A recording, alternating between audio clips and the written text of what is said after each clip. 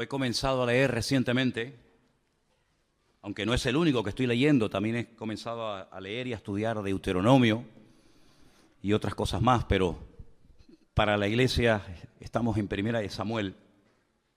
Y recientemente vimos la vida de aquellos dos jóvenes, aquellos dos sacerdotes, hijos de Elí, llamados Ofni y Finés, hombres perversos, como decía en el texto original, ¿se acuerdan? Benei Belial, hijos del diablo, así dice en hebreo. Y qué interesante, cuando terminábamos un culto un día y nuestra hermana Beatriz me decía, tengo un micro secreto, algo que he descubierto de la Escritura, cuando el sacerdote Elí le dice a aquella mujer llamada Ana, digiere tu vino, mujer ebria, ella le dice, yo no soy una hija de Belial, Yo lo que soy es una mujer acongojada, con problemas, con luchas internas y con un gran dolor en mi alma, porque hasta el día de hoy he querido ser madre y no he podido.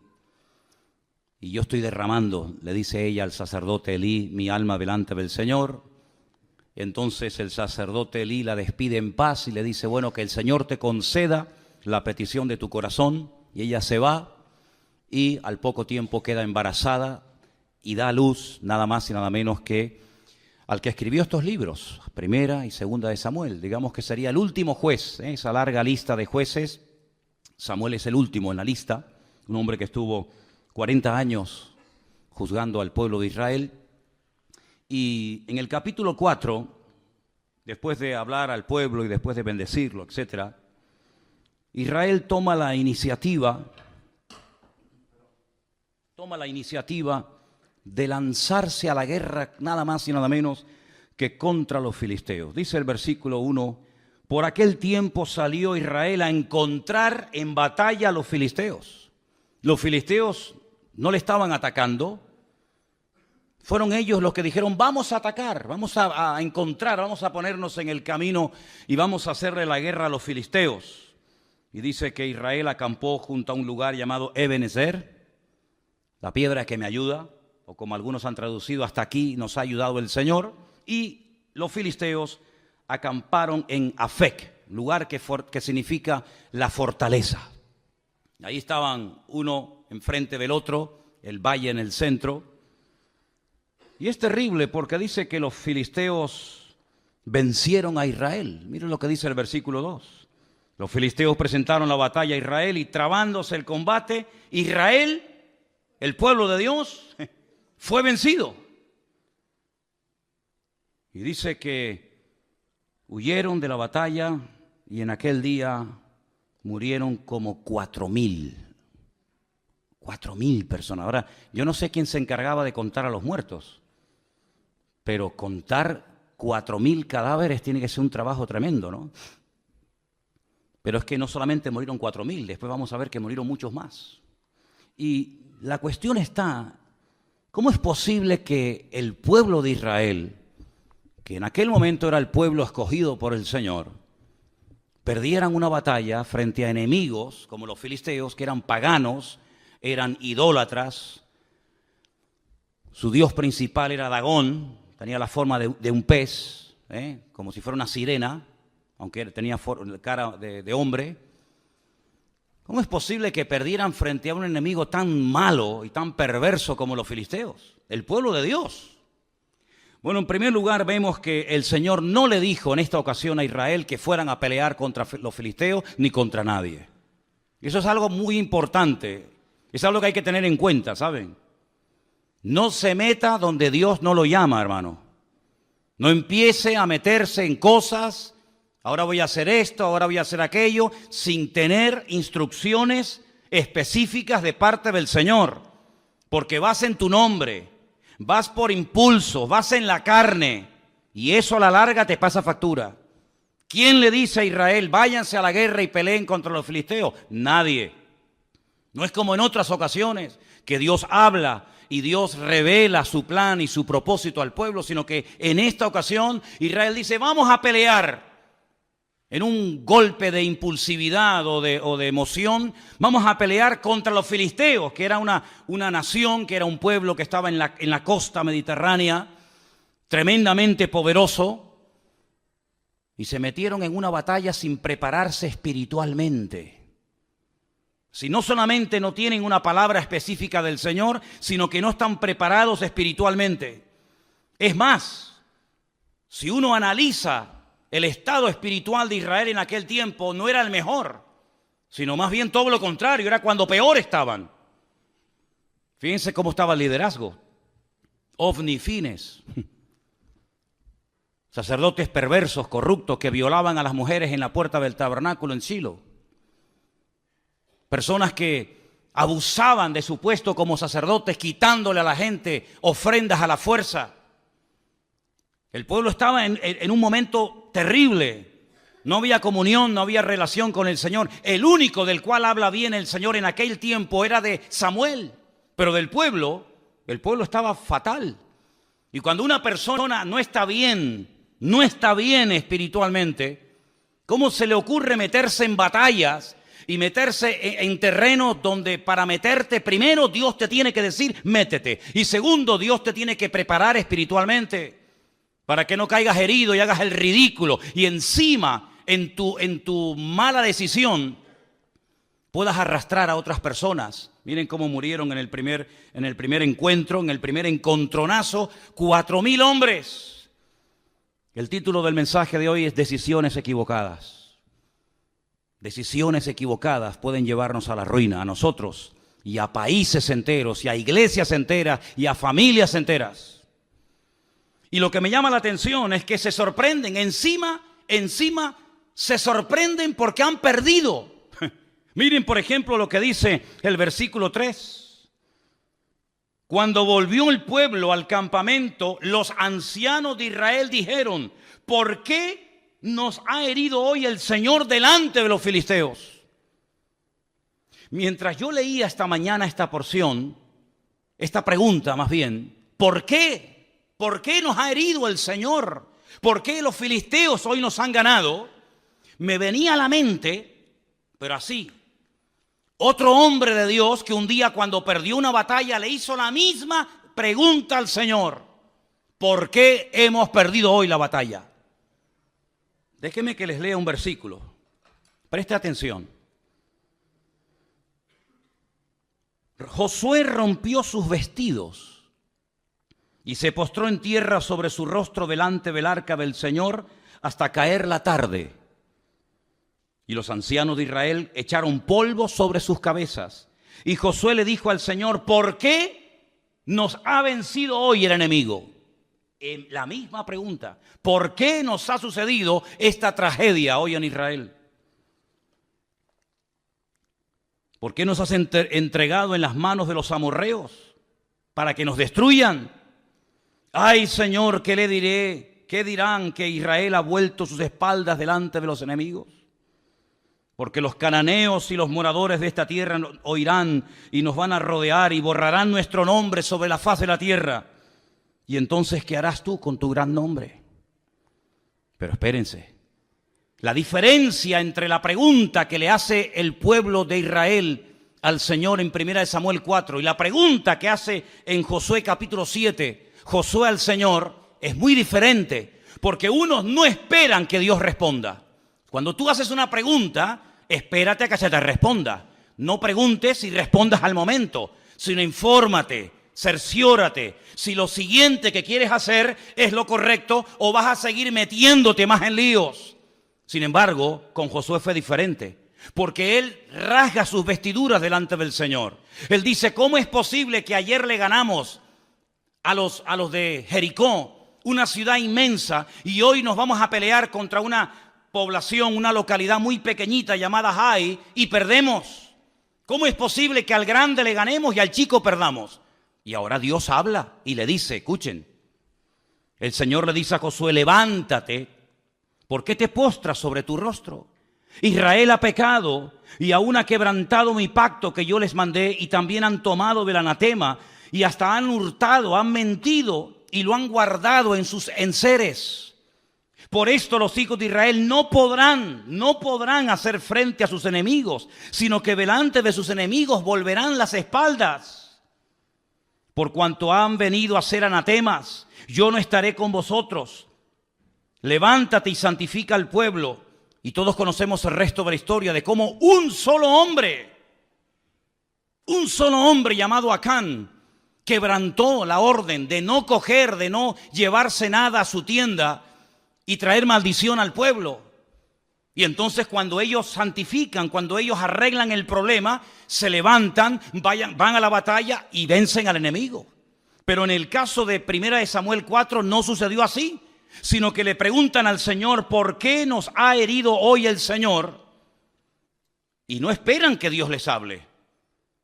Es que a mí me sorprende algunas personas que se enfadan con Dios, se molestan con Dios porque le han salido algunas cosas mal y no tienen la paciencia y la sabiduría de decir, bueno, Señor, ¿en qué he pecado? ¿Qué he hecho mal? ¿Hay algo que tengo que corregir? ¿O sigo en la línea en la que voy y me voy a ir a la ruina yo y todos los que están conmigo? No esperaron en el Señor, no dijeron, bueno, vamos a estar un tiempo en oración, en búsqueda sincera y genuina de parte del Señor, sino que automáticamente preguntan y mira lo que hacen. Versículo 3, traigamos a nosotros de Silo el arca del pacto del Señor para que viniendo entre nosotros nos salve de la mano de nuestros enemigos. Otro error más. Primer error, ir a la guerra sin que Dios te lo diga. Segundo error, no prepararse espiritualmente. Tercer error, trasladar el arca del Señor sin ningún mandato específico, creyendo que el arca del Señor es una especie de amuleto contra la mala suerte, creyendo que es una especie de talismán, creyendo que es una especie de objeto milagroso o de lámpara de Aladino, que en cuanto haga presencia en el campamento de Israel, todos los problemas se van a solucionar inmediatamente. ¿Cuánta gente se rodea de cruces, de estampitas, de resguardos, de amuletos, creyendo que de esa manera están protegidos contra los malos espíritus, las malas influencias, que Dios está con ellos? ¿Saben lo que demuestran las personas que recurren a cosas creadas por el ser humano para autoprotegerse contra el mundo espiritual? ¿Saben lo que demuestran? Que no conocen a Dios. Porque si conocieran a Dios, sabrían perfectamente que Dios no necesita de nada ni de nadie para proteger tu vida y pelear tus batallas. No tenemos que llevar cruces en el cuello para protegernos de nada. No tenemos que llevar ningún tipo de amuleto, de resguardo para decir, ay, es que por si acaso me hacen algo o por si acaso alguien me hace algo. No, mi hermano, el ángel del Señor acampa alrededor de los que le temen y los defiende, dice la Biblia. Y decía el rey David, y de esto sabía mucho, y aunque un ejército acampe contra mí, no temerá mi corazón, porque el Señor es mi luz y mi salvación. Bendito sea Dios. Ellos dijeron, no, traigamos el arca. No importa si estamos en pecado, no importa. No importa si nos llevamos mal los unos contra los otros. No importa si la santidad ya es la asignatura pendiente. No importa si estamos bien o mal. Traigamos el arca, que al fin y al cabo no cuesta nada traer un mueble, trasladarlo de un sitio a otro, y el arca por sí misma nos defenderá contra el enemigo. Pero el arca no fue diseñada ni creada por el Señor para tales objetivos. El arca era, digamos, un mueble. Tenemos ahí en la entrada una especie de réplica, ahí tenéis una fotografía de cómo podía ser el arca en aquellos tiempos. En su interior, en esta caja, en este cajón de madera de acacia forrado de oro por dentro y por fuera, se guardaba un poco de maná para recordarle al pueblo de Israel que Dios había suplido milagrosamente durante muchos años el alimento en el desierto. Se guardaban las tablas de los 10 mandamientos, las que rompió Moisés la primera vez y la segunda, que estaban intactas en su interior. Y también la vara de Aarón también se guardaba cerca de este arca. Era un mueble de oro. Arriba pueden ver, en la parte de arriba, entre las alas de los querubines, estaba lo que llamaban el propiciatorio, y era el lugar en donde entraba el sumo sacerdote una vez al año y derramaba la sangre de un sacrificio que previamente había hecho en la entrada, y allí oraba y allí intercedía para que Dios protegiera al pueblo de Israel durante un año más, hasta el próximo día del Yom Kippur, el día del perdón. Tremendo. Parece que el pueblo de Israel no termina de aprender la lección. No es la primera vez que recurren a un objeto creado, no es la primera vez que recurren a un objeto depositando su fe en el objeto más que en el Dios del objeto. Ya lo habían hecho en el monte Sinaí, ¿se acuerdan? Cuando dice la Biblia que según ellos, Moisés tardaba mucho. No sabían qué había ocurrido con el varón de Dios. Y entonces dijeron, mira, como no sabemos lo que ha pasado con este hombre, si está vivo, si está muerto, si vendrá o no vendrá más, vamos a hacernos unos dioses que nos vuelva otra vez a llevar por el desierto y volvamos otra vez a Egipto. Y dice la Biblia que Aarón, el hermano de Moisés, le pidió a la gente que les diera zarcillos y pendientes de objetos de oro, y lo fundieron y le dieron forma, y dice que hicieron un becerro de oro. Y entonces le dijeron, este es el Dios que te sacó de Egipto. Y cuando Moisés baja de la montaña se encuentra aquel espectáculo vergonzoso y les dice, ¿qué habéis hecho? Y Aarón, tratando de justificar lo injustificable, les dice, no sé, yo cogí el oro, lo eché en el fuego y salió esto. Así dice, léanlo. Yo eché el oro y de repente, no sé, ¡pum!, apareció así de la nada este becerro de oro. Y Moisés se indigna y rompe las tablas de los 10 mandamientos y tiene que otra vez volver a subir a la montaña, porque ellos lo que querían era tocar, ellos lo que querían era ver a ese Dios, que no era ese Dios ni mucho menos, ¿verdad? Ya también lo hicieron en la época de Gedeón. No sé si se acuerdan ustedes que Gedeón hizo un efod, que al final terminaron adorándolo. No sé si recuerdan la historia de cuando Moisés peca por murmuración en el desierto y mueren miles de personas. Y el Señor le dice que haga una serpiente de bronce y que la clave en un asta para que la gente cuando la mire, detrás de todo esto hay una explicación extraordinaria. Y dice que aquella serpiente de bronce en los tiempos de los reyes le presentaban incienso y fue objeto de adoración hasta que tuvieron que despedazarla. Y así el hombre tiene siempre como una tendencia a agarrarse a cosas. Y alguien dijo que potencialmente todos los seres humanos tenemos tendencia a la idolatría. Parece mentira. Hay gente que dice, no, yo no adoro a nadie, sí, pero luego pero tus hijos los adoras, ¿verdad? O adoras tu casa, o adoras tu trabajo, tu coche, o tus pertenencias. El hombre siempre está tratando de tener algo a lo cual agarrarse y de poder ver, de poder... Sin embargo, nos olvidamos de aquella palabra tremenda en el Evangelio según San Juan, capítulo 4, cuando el Señor Jesucristo dice que Dios es espíritu. Y los que quieran adorar a ese Dios de espíritu tienen que hacerlo en espíritu y en verdad. Y la palabra del Señor nos enseña que nuestro Dios no se puede hacer, no se puede medir, no se puede pensar, porque nuestro Dios es, primero, inmortal. Segundo, infinito. Dígalo conmigo. Tercero, inmutable. Cuarto, inalterable. Quinto, incomparable. Sexto, inigualable. Séptimo, inescrutable. Y así podríamos estar toda la noche enumerando características de nuestro Dios. Y nuestro Dios prohíbe que se le hagan a Él figuras de oro, de plata, de piedra, de bronce o de lo que sea, sino que al Señor tu Dios adorarás y a Él solo servirás, sin darle ningún tipo de forma, sin darle ningún tipo de medida, sino que nuestro Dios es espíritu y por eso Él ha puesto su espíritu en nosotros para que podamos comunicarnos con Él por la fe y no por vista. ¿Cuántos dicen amén? Pero Israel cayó en la torpeza de creer que porque venía el arca al campamento, lo cual trajo aparentemente mucho júbilo y mucho grito, pero solamente fue eso. Mucho grito, nada más. Hay algunas iglesias que a veces dicen, demos un grito de júbilo. Y después del grito de júbilo, ¿qué queda? Porque aquí gritaron, y dice que gritaron tanto que el enemigo se asustó. Y dice que gritaron de tal manera y con tal volumen que dice que la tierra tembló. Pero no hubo cambios en el mundo espiritual, era todo emoción. Es como cuando dice la Biblia que que aquellos huesos comenzaron a unirse el uno al otro y lo único que había era ruido, mucho jaleo, pero no había espíritu, no había presencia divina en lo que estaba ocurriendo en aquel lugar.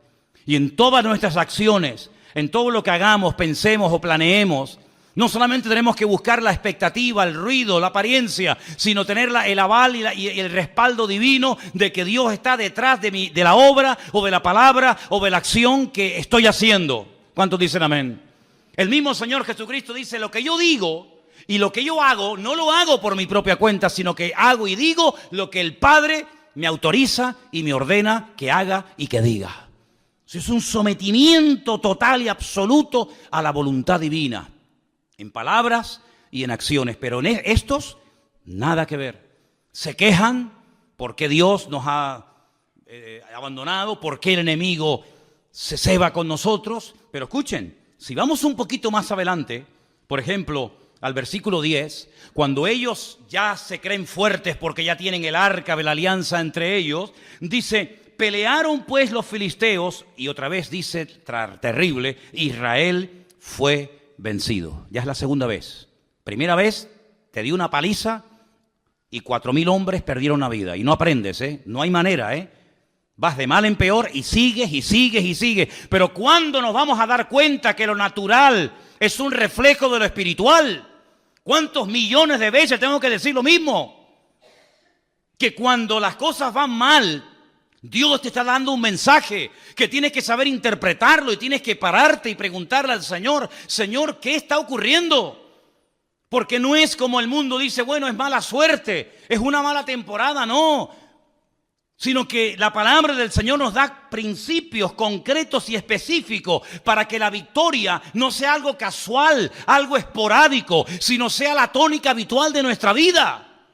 Y cuando en mi vida no hay victoria, cuando en mi vida lo único que hay son desgracias, follones, peleas, divisiones, enfermedades, conflictos, etcétera, etcétera, tienes que pararte, querido. Y tienes que preguntarle a tu Dios, que dicho sea de paso, es un Dios de amor, que quiere lo mejor para sus hijos. Señor, ¿qué estoy haciendo mal? No como esto que le decían, ¿por qué nos has abandonado? No, el problema no está que Dios les ha abandonado. El problema es que ustedes han abandonado a Dios. No le eches la culpa a Dios. Como dicen los inconversos que todos conocemos, ¿y si Dios es tan bueno? ¿No has encontrado gente así? Bueno, si Dios es tan bueno, ¿por qué se mueren los niños de hambre? ¿Y por qué hay guerras por aquí? Como si Dios fuera el culpable de todo eso. Y aquí está esa actitud reflejada. ¿Os dais cuenta que el corazón del hombre, da igual si es en el Antiguo, en el Nuevo Testamento, en la Edad Media o en el tiempo presente, el corazón del hombre es igual? Siempre tratando de buscar el chivo expiatorio. Siempre tratando de echarle la culpa a algo o a alguien, menos a sí mismo. Claro, hemos perdido la guerra porque nos has abandonado. La culpa la tienes tú. Porque yo fui a la guerra, yo afilé mi espada, yo me fui con mi coraza, con mi yelmo, con mi jabalina, me fui preparado, pero tú no me apoyas, tú no estás conmigo, tú no me respaldas y por eso las cosas me van mal en la vida. No caigas en ese error. Los que hablan así son los que no conocen a Dios. Los que conocen a Dios pueden llegar a decir, aunque Dios me mate, lo seguiré adorando, porque yo sé que mi Redentor está vivo. Pero los que hablan así, ¿por qué nos has abandonado?, son los que están mal e intentan condenar a Dios para justificarse a sí mismos. Es como en una de las conversaciones profundas que Job mantiene con Dios, donde él intenta presentar argumentos convincentes. Y hay un momento en el que Dios le interrumpe y le dice, pero querido Job, ¿me vas a condenar a mí para justificarte tú? No, queridos. Cuando las cosas en la vida no ruedan y no salen en lo natural, en lo espiritual, en todas las áreas de nuestra vida, no hay bendición, no fluye la bendición de Dios, no tienes una vida atractiva, una vida que la gente diga, yo quiero ser como esa mujer, yo quiero ser como esa familia, yo quiero ser como ese hombre. Cuando tu vida es una vida de tragedia, de desgracia, de lío, de follones, cuando tu vida no es una vida que sea luz, sino es tiniebla, tienes que pararte y no echarle la culpa a Dios, sino preguntarte, Señor, ¿qué estoy haciendo mal? Y el Señor te va a hablar, como le habló Josué, ¿visteis? Y le dijo, no, es que el problema es que hay pecado y Dios no se puede mover y su gloria queda detenida cuando hay pecado y desorden en el pueblo. A mí me sorprende que siga lloviendo. A mí me sorprende que podamos seguir respirando. A mí me sorprende que aún estemos con vida. Y no es por nuestros méritos, sino es por la misericordia y por la gracia de nuestro Dios, ni más ni menos. ¿Estamos de acuerdo, hermanos? Vuelven a pelear y miren lo que pasa. No han aprendido. Hermanos, si no aprendemos de la historia, la volveremos a repetir. Así dijo David Ben-Gurión, primer presidente de Israel. Si no aprendemos de la historia, volveremos a repetir los mismos errores. Y me da la impresión de que hay muchos líderes políticos a nivel mundial que no han aprendido de la historia y que vuelven otra vez a repetir la historia y los mismos errores, y aún peor que en el pasado. Pelearon los filisteos, Israel fue vencido, huyeron cada cual a sus tiendas y fue hecha muy grande mortandad, pues cayeron de Israel 30.000 hombres de a pie. Primeramente habían caído 4.000. Ahora 30.000, ya van 34.000 muertos. Pero cuando tú abres una brecha al pecado, el pecado siempre va más, es como un cáncer. El cáncer no va menos. El cáncer cada vez va más, amigo. Y si empezó de una forma muy sencillita y ahí prácticamente inapreciable, como no se actúe inmediatamente, eso se va a extender y cuando quieras meterle mano es demasiado tarde. No solamente ya han muerto 34.000 hombres, pero 34.000 hombres significa, no digo todos, pero muchos tendrían hijos. ¿Cuántos miles de niños quedaron en aquel tiempo huérfanos por una mala decisión? ¿Cuántas viudas? Porque la mayoría de estos hombres que iban a la guerra eran mayores de 20 años. De hecho, si no tenían 20 años o más, no podían ir a la guerra. Y a esas edades, la mayoría de los hombres ya estaban casados. Es decir, que no solamente quedaron miles de niños huérfanos, sino miles de mujeres quedaron viudas por una mala decisión.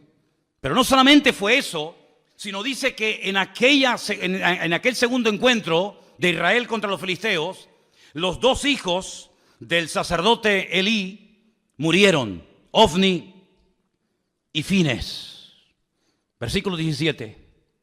El mensajero dijo: Israel huyó delante de los filisteos y también fue hecha gran mortandad en el pueblo, y también tus dos hijos, Ofni y Fines, fueron muertos, y el arca de Dios ha sido tomada. Ya están muriendo hijos por culpa de los padres. Ya no solamente son los padres los que mueren, también son hijos los que están muriendo por las malas decisiones de los padres. Jesús dijo en una ocasión una palabra tremenda, que a veces se cita así muy a la ligera y no nos paramos a pensar en la profundidad que contiene la misma. Él dijo: los tropiezos, no os engañéis, siempre vendrán. Es como cuando dijo: los pobres siempre estarán en el mundo. Cuando queráis podéis ayudar a los pobres. Siglo XIX, siglo XX, siempre habrá pobres, siempre habrá miseria, siempre habrá desigualdades, ¿verdad? Ricos, pobres, los que estén bien, los que estén abajo. Y él dijo: tropiezos, problemas y dificultades siempre vendrán, pero ay de aquel que me haga tropezar a uno de mis hijos y a uno de mis pequeños. Porque mejor le fuera haberse atado una piedra de molino al cuello y echarse a la mar que haber hecho tropezar a uno de estos pequeños. Si te quieres reventar y hacer lo que te da la gana, hazlo, allá tú, con tu conciencia y con tu Dios. Pero ten cuidado que en tu locura arrastres a tus hijos y el día de mañana te pese en el alma y en el corazón haberlos tenido del tingo al tango, ahora aquí y mañana allá, y al final ni comes ni dejas comer a tus hijos. Ten mucho cuidado, porque por la locura de esta gente, no solamente niños quedaron viudos, no solamente huérfanos, no solamente mujeres quedaron viudas, sino que ahora también están comenzando a morir hijos. Y es terrible cuando a veces por nuestras decisiones equivocadas, vuelvo a decir, decisiones equivocadas, título del mensaje de hoy, hacemos tropezar a otras personas que nos siguen, pero no porque te apoyen, sino porque no les queda otro remedio. Pero no te olvides que el que te sigue a la fuerza algún día te abandonará, porque los que nos tienen que seguir a nosotros no es por la fuerza, no es por la presión, sino es por la convicción. También seguían a Saúl, pero dice que le seguían temblando de miedo, pero sin embargo dice que había muchos que seguían a David desarmados, pero porque tenían una confianza tremenda en su líder, porque sabían que era el hombre más cerca del corazón de Dios. ¿Te das cuenta? 34.000 muertos, miles de niños huérfanos, miles de viudas solas, los hijos del sacerdote muertos. Pero hay más todavía, hay más todavía. Porque no doblan su corazón delante de Dios, porque no se humillan. Y cuando no se humilla el pueblo, cuando no pide perdón, el diablo se ceba y el diablo va por todas. Y ahora les roba el utensilio más sagrado en toda la historia del pueblo de Israel. El arca del pacto. El Aarón Berit. El arca del pacto. Esa palabra pacto en hebreo es Berit. Es una palabra sagrada, es una palabra que tiene una connotación espectacular, porque un pacto no es un contrato. Un contrato se quiebra, se rompe cuando uno de los dos no cumple las condiciones. Pero los pactos que Dios ha hecho no se quiebran. Los pactos de Dios son eternos.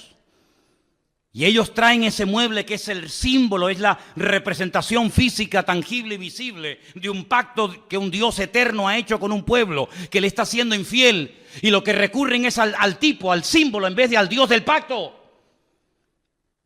Qué tremendo cuando aquella mujer llamada Helena se dedicó a ir por Tierra Santa, sobre todo por Jerusalén, buscando reliquias.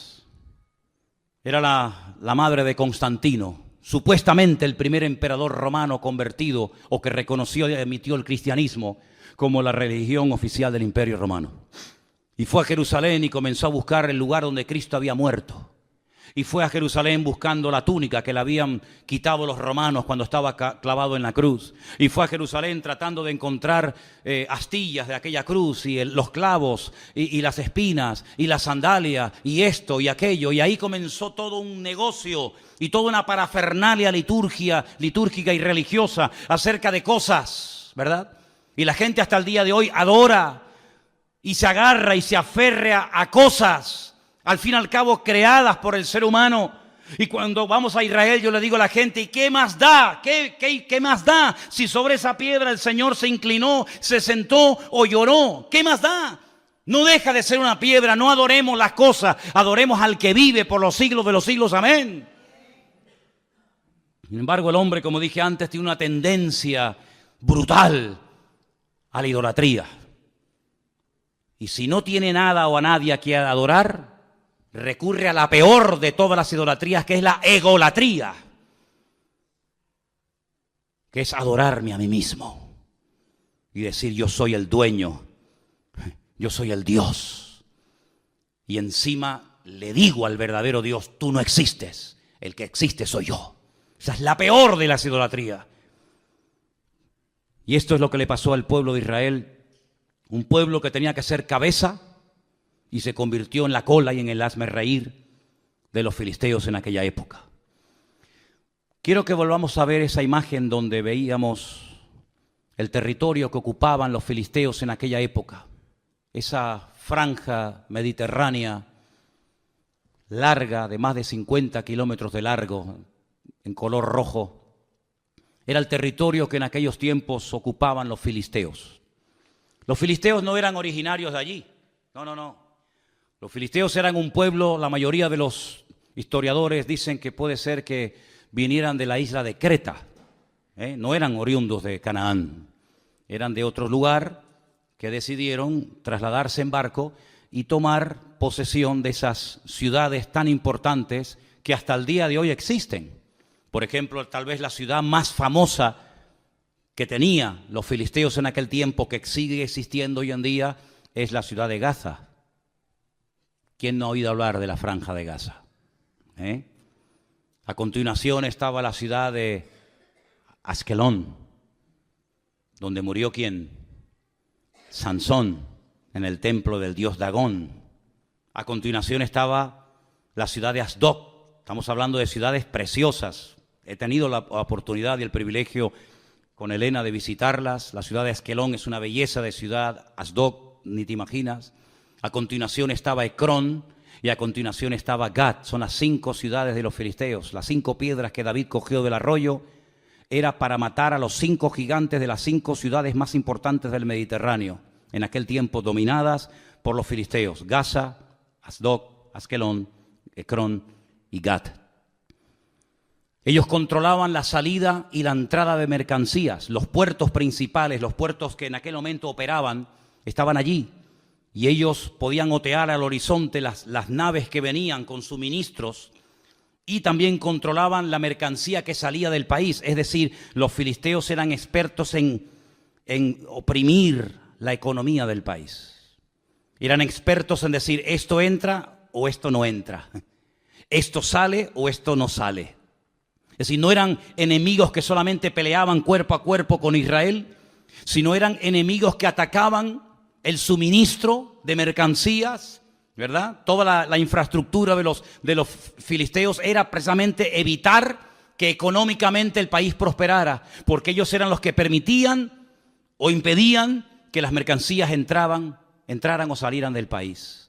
Qué interesante, ¿verdad? Cómo cada uno de los enemigos que se afincaron en la tierra de Canaán, cada uno de ellos tenía su característica. Qué tremendo cuando aquel filisteo desafía al pueblo de Dios. Lo vamos a ver más adelante en estos próximos días en el libro de Samuel. Y cómo David reconoce, cómo David discierne espiritualmente que detrás de ese gigante, detrás de esa masa de carne, detrás de ese hombre natural, hay un poder, un principado espiritual que lo que intenta es ahogar y lo que intenta es amedrentar y asustar al pueblo de Dios. El arca es robada, se la llevan los fariseos a su tierra. No es que obraran mejor que los israelitas, pero a veces, escúchame bien, los inconversos son el látigo que Dios utiliza para tratar con tu vida. Escucha bien esto que te acabo de decir. Tal vez lo has oído o tal vez la primera vez en tu vida que un pastor te dice esto. Ten cuidado porque si no escuchas la voz de Dios, si no prestas atención a la voz de Dios, puede ser que Dios le permita a algún inconverso golpearte y humillarte para que busques a Dios sí o sí.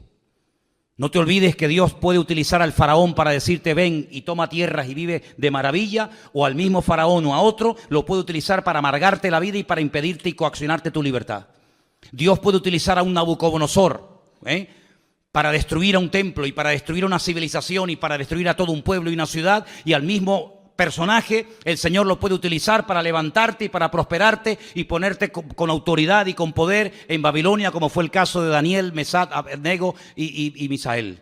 No te olvides que Dios puede utilizar a un Ciro, ¿verdad?, para volver a reconstruir el templo, o puede utilizarlo para destruir el templo. En otras palabras, Dios quiere tratar con tu vida sí o sí. En esta iglesia o a la que vayas, no puedes huir del trato de Dios. Si no le escuchas por las buenas, tendrás que escucharlo por las malas. Si no le atiendes por lo espiritual, te tocará la fibra física, y si no la mente, y si no la economía, y si no la familia, pero sí o sí, Dios no se va a detener, sino que Dios tiene un propósito y un diseño para nuestra vida, y Él puede utilizar al jefe que te paga no pagándote, o puede utilizar al jefe que te paga para bendecirte y para ayudarte, o para amargarte la existencia y la vida, y puede utilizarlo para ponerte en el puesto de trabajo que anhelas y quieres tener, o para ponerte en el sitio donde jamás en tu vida te gustaría entrar y pisarlo. En otras palabras, Dios puede utilizar el martillo, la mula, el perro, el sol, la luna, las estrellas o lo que haga falta. Pero a Dios no lo va a detener nada ni nadie, porque Dios dice que no parará de obrar en nosotros hasta que Él venga a buscarnos y quite nuestras arrugas y quite las manchas de nuestra vida. ¿Cuántos dicen amén? Por eso, queridos hermanos, entremos por las buenas en el trato de Dios, porque yo dije en una ocasión, y creo que algunos lo recordarán, que al listo, con una simple mirada, capta el mensaje. Pero al tonto, ni tirándole piedras, se entera de la película. Era como antiguamente, los padres miraban a los hijos y le transmitía telepáticamente un mensaje que el chiquillo interpretaba al momento. No hacía falta traductor de Google ni vainas raras, sino que la simple mirada del viejo, cuando coincidía con la tuya, te estaba diciendo o te quedas quieto, o cuando vaya a casa te meto un cogotazo que te vas a enterar, malcriado. Todo eso te lo decía con la mirada. Hoy en día te manda WhatsApp, abre una página de Facebook tu viejo, te manda todo lo que quiera y no te enteras. Vamos a leer algunos versículos interesantes. Proverbios 3, del 31 en adelante. Proverbios capítulo 3, si me los ponen casi mejor. 31 al 33, perfecto. Proverbios 3, del 31 al 33. No envidies al hombre injusto. ¿Conoces a alguien que se porta injustamente contigo? ¿No? Bueno, yo sé que ustedes siempre están en otro nivel, están en una dimensión espiritual a la que yo todavía no he llegado, pero si algún día conoces a alguna persona injusta que le va bien, tiene un buen coche y tal y cual, dice, no lo envidies, no tengas envidia del injusto, ni escojas ninguno de sus caminos, porque el Señor abomina. Ay, nos habían dicho que Dios ama al pecador y aborrece el pecado. ¿No nos habían dicho eso? Pues es que eso no está en la Biblia. No, hermano. La Biblia dice que Dios ama al pecador, pero aborrece el pecado. ¿Y dónde está eso? Eso no es en la Biblia. Eso se lo inventaron yo no sé quién. Yo lo que leo es que Dios abomina al perverso. ¿Cómo va a amar Dios a un violador de niños? Tendrá que arrepentirse de su pecado para cambiarlo y para hacer algo en su vida. Pero mientras no se arrepienta, el violador, el asesino, el ladrón, el injusto, etcétera, etcétera, dice, Dios lo abomina, abomina al perverso, pero su comunión íntima, ¿con quién es? Con los justos. Y el 33, porque la maldición de Dios, ay amigo, ahora se va a dar cuenta porque hay gente que está así, porque la maldición de Dios es real, es tan real como la bendición de Dios, igual. La maldición de Dios, ¿dónde está? En la casa del impío, de los que le han dado la espalda a Dios. Pero Él bendecirá la morada, la casa de los justos. Así es lo que dice la palabra. Salmo 37, 1 y 2, un salmo que le gusta mucho a Miriam. Salmo 37, 1 y 2, es precioso. No te impacientes a causa de los malignos. Otra vez la envidia. Ni tengas envidia de los que hacen iniquidad, porque como hierba serán pronto cortados y como hierba verde se secarán. ¿Cuántos dicen amén? Y el último, segunda de Pedro capítulo 2, del 20 al 22. Dice así la palabra. Ciertamente, y esto es muy fuerte esta palabra que voy a leer esta noche, espero que no haya nadie que esté viviendo en este terreno, porque mira lo que dice el Señor.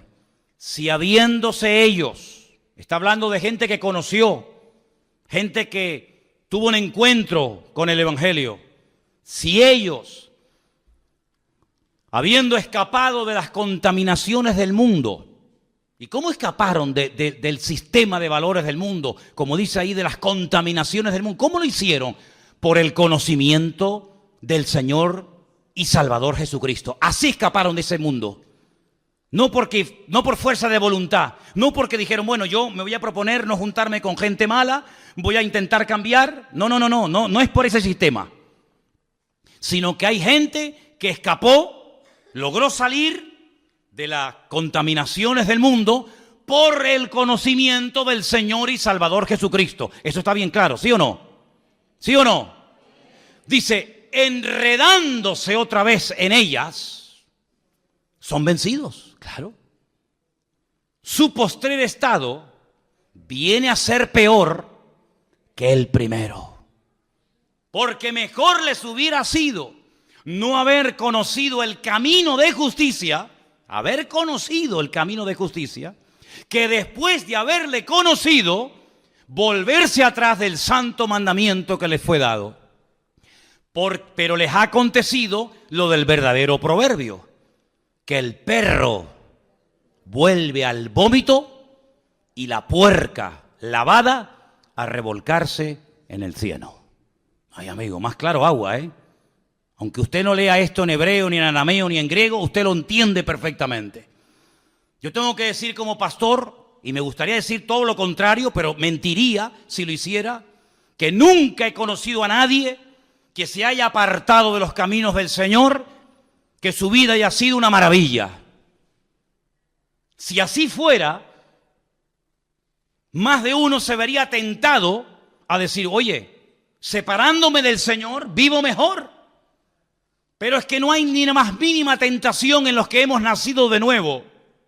No tenemos ni la más mínima tentación de separarnos, de dejar a Dios, de darle las espaldas. ¿Saben por qué? Porque no hay ni una sola persona, se llame quien se llame y viva donde viva, que habiendo conocido al Evangelio y al Señor, apartándose de Él, la vida de fuera mejor.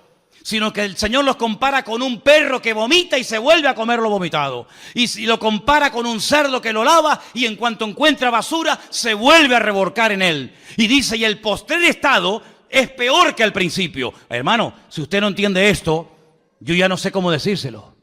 En otras palabras, este pueblo quiere arreglar externamente lo que solamente se puede arreglar internamente. Mira, no le estés regalando tantas flores a tu mujer y después la estás engañando con otra. ¿Me entendiste? Toma, mi amor, un ramito de flores. Es que yo no quiero flores, yo quiero tu corazón. Yo quiero tu fidelidad. Mira, te voy a llevar esta noche a cenar. Métete la cena por donde te quepa. Le diría alguna.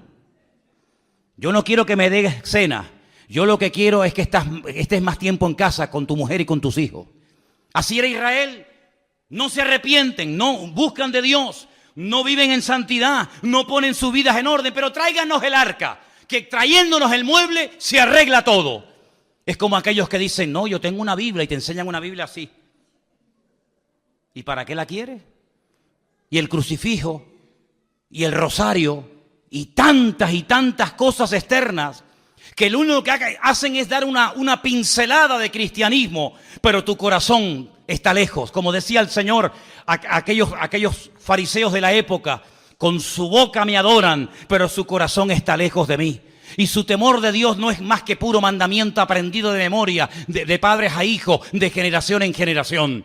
El Señor, que lo que busca, señales externas, o que verdaderamente cambiemos y hagamos frutos dignos de arrepentimiento. ¿Qué les parece, hermanos? Pues eso es lo que buscaba el Señor en este pueblo en aquel tiempo, y lamentablemente no lo encontró. Quiero terminar contándoles una historia real de un hombre que era científico y viendo cómo estaba el mundo tan deteriorado, tan pésimas condiciones, intentó en su laboratorio encontrar la respuesta a los males del mundo.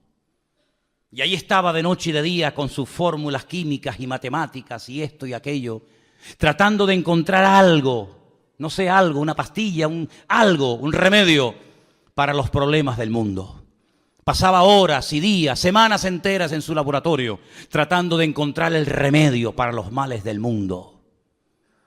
Y cuando estaba allí metido con todo su trabajo y con toda la faena, de repente entra en el laboratorio su niño pequeño de 6, 7 años, revoltoso, toqueteando, jugueteando con todo.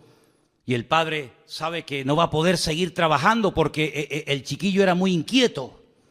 Y entonces no se le ocurre otra cosa al padre que coger una revista donde hay un mapa del mundo, lo arranca, la corta en pedacitos y le dice al niño, toma, tú solo, quiero que arregles el mundo. Quiero que pongas cada continente y cada ciudad en su sitio, cada país en su sitio. Y le da esas hojas del mapa rotas y un trozo de una cinta adhesiva para que lo arregle y se lo traiga al padre. El padre dice, bueno, ahí lo tendré aburrido y me dejará trabajar tranquilo. Al poco rato, el niño se acerca al padre y dice, papá, ya está todo arreglado. El padre le dice, no puede ser. No puede ser. A ver, muéstrame qué es lo que has hecho. Y efectivamente, le muestra el mapa perfecto, todo pegadito con cinta adhesiva, cada país en su sitio, cada continente en su sitio, todo en su lugar. El padre se queda sorprendido y le dice, pero hijo, ¿cómo has sido capaz tan rápido, sin conocer tú al mundo, sus ciudades, sus países, sus continentes, ¿cómo has sido capaz de arreglarlo tan rápido?